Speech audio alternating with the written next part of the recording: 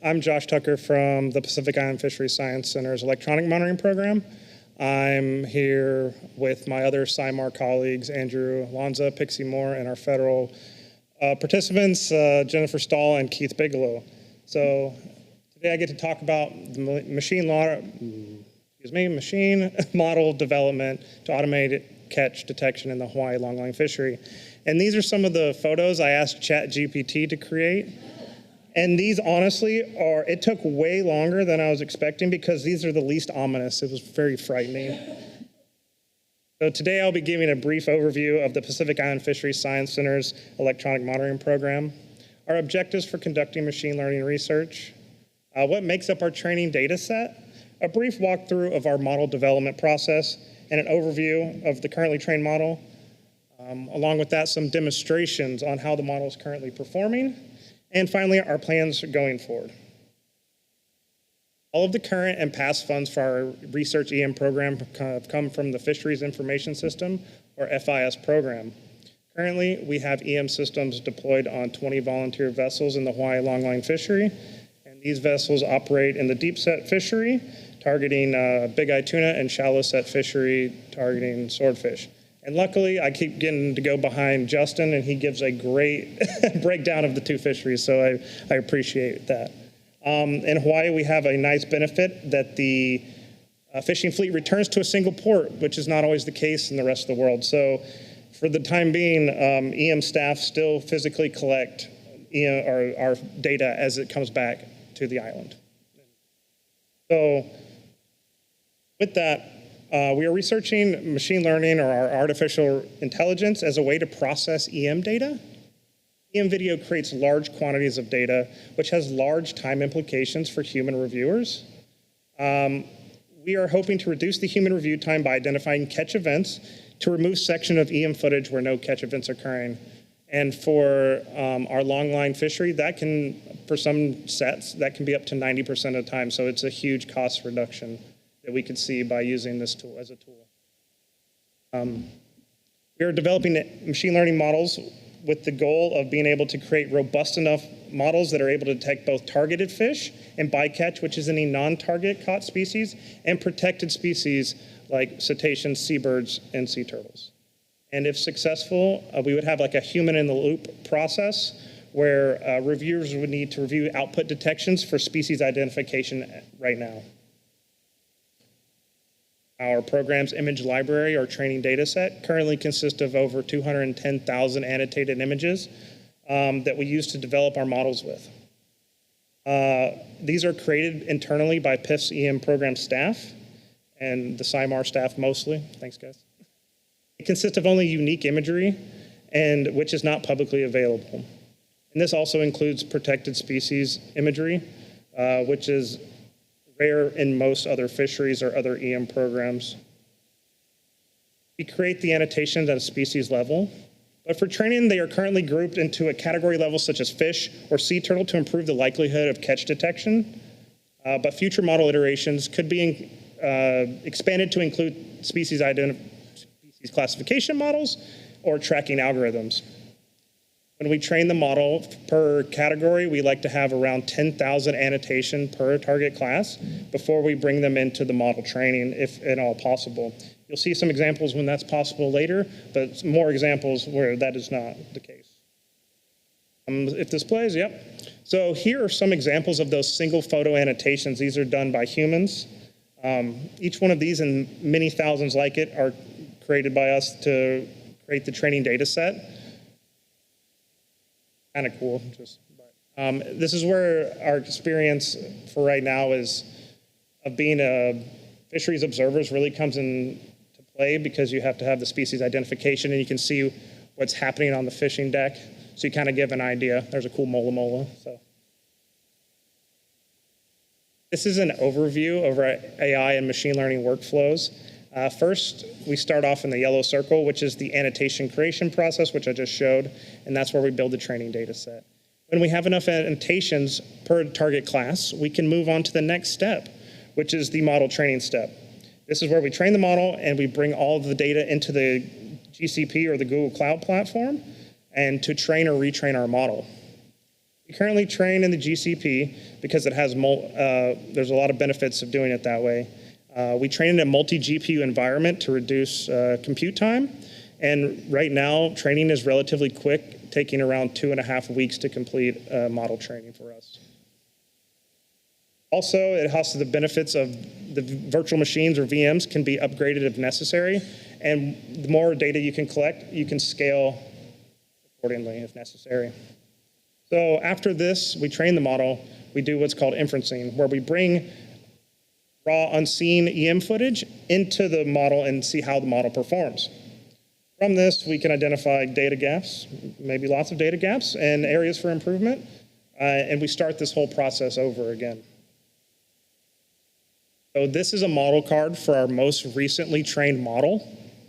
It provides us useful information about model information, including model training architecture, the YOLO v5 medium right here, the number of epochs or training cycles occurred during the training, the intended detection classes, the composition of the annotations, including the training data set.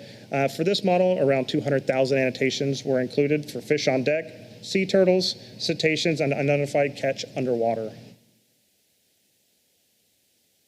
And so the nice thing about a model card is it's more of a narrative approach to explain to whoever might be using it in the future of what went into the model, so they have a good idea of how, if they can trust or use the model for their abilities or what their use case is. And as a reminder for these annotation numbers, many different annotations can be created from the same individual or catch event. So when you see 6,000 cetaceans later, I didn't catch 6,000 cetaceans. So we'll start off by reviewing how the model handles fish on deck. And all data for this training set comes from the Hawaiʻi longline EM program. And we have around 120,000 fish on deck annotations, which were included.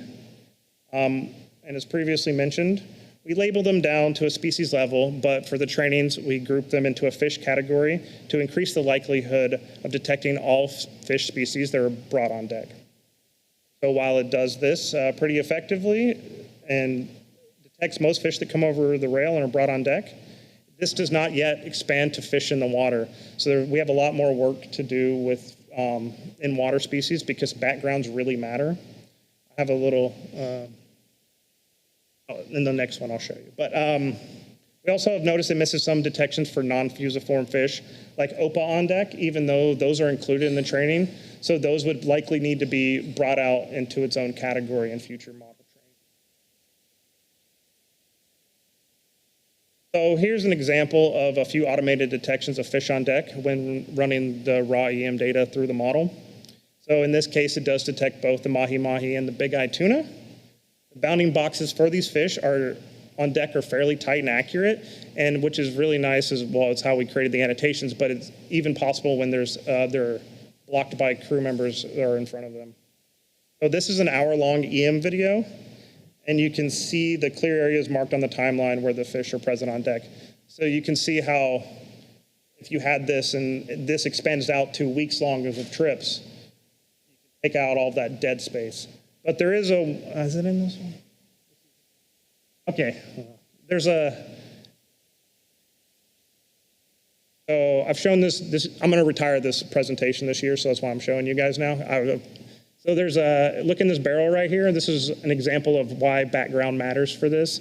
There's a Brahma pomfret that pops into here, but the model's not detecting it because when it's over here on deck, it probably would have. But you can see how it's hard to see by human eye, and I didn't notice it at first either, but so it's also why we're developing these models. It's nice to have, or it's really important to have people that are knowledgeable in the fishery help build these so they can identify things like that. So next we can go on to the protected species side of things. So we can look at the sea turtle component of our model.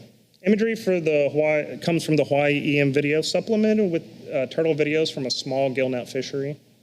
And currently this contains around 18,000 sea turtle annotations, including olive ridley, green, loggerhead, and leatherback sea turtles.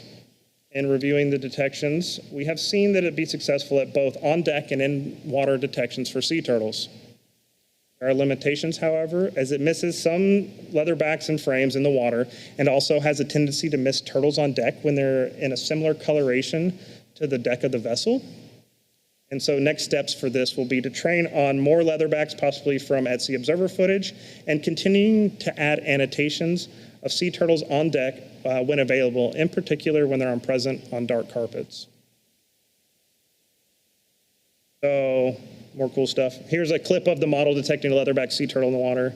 And you can see how as it swims around, you can see it does a pretty good job of drawing the tight bounding boxes around the animal. Which you like to see because it means the initial training data set is pretty good.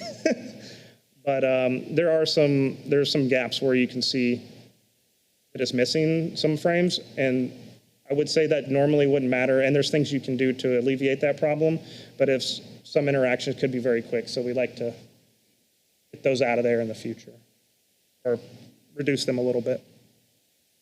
Next, we can look at the model's ability to detect cetaceans. So this comes from Hawaiʻi EM program footage from a few years back, or the entirety we've had an EM program. And we have the data supplemented from at-sea observer video due to the rarity of these events. So this contains around 7,600 annotated images of bottlenose, rizzos, rough-toothed dolphins, and false killer whales. In very limited testing, it's successful at making cetacean detections, but as an important note, we have very limited imagery to test this category further. So you need the data to test or to build the image library, but you also need to save some back for testing, in which we have some, but not enough. Lastly, we will look at the unidentified catch detection class, like the cetacean category. This comes from Hawaiʻi EM photo, video, and supplemented with at-sea observer footage as well. So for this category, it's about 6,500 annotated images, underwater images, and you'll get an example of these in a second.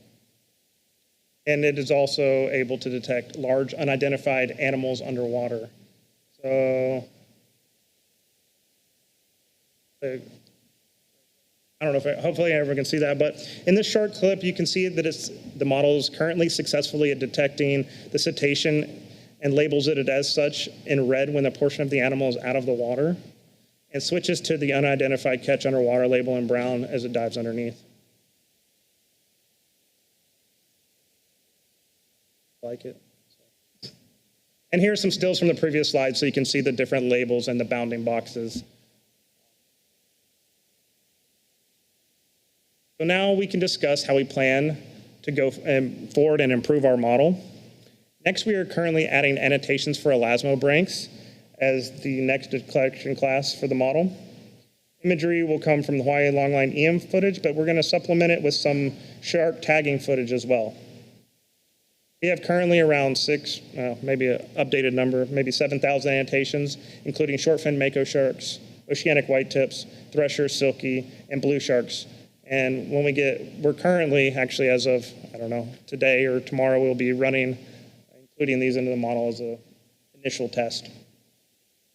But one EM limitation for sharks, however, is they can sometimes, it depends on the position of the cameras, but sometimes they can be cut off before they come into view of the EM camera. So if they're not coming in, you're never going to detect them. But hopefully we'll get a lot. And we'll also look into expanding this into other classes like pelagic stingrays or mobile arrays as well. So other things we can do. So we have a bunch of, or several thousand float annotations that will be included in this next upcoming training to further reduce the number of false positives. So on the left is a false positive example of a float being, I should have said a float's going into the model training. So it's a float being labeled as a sea turtle in the water. It likes to think anything round is a sea turtle right now. So we're telling the model these are floats, but then don't tell us you see floats, or if we want to. So that's a kind of a checkbox we can have. We will also be adding an additional detection class for fish in the water, but that still needs more work. And for the protected species, most importantly, we need to continue to collect EM data for the opportunity to collect data on rare events like protected species, which are invaluable for model testing and development. So there's also things you can do like Oh, and on the right is a tuna in the water of like a mist detection. So our fish in the deck data set is not picking that up because it's different enough. So it needs to be in a different annotation class. We could also look into other ways to supplement our training data set. This could be getting imagery from other sources or looking into things like generative AI. So in the middle is a AI-generated cetacean I added to a photo I took while I was out kayaking in Kaneohe Bay not too long ago. So that's not real.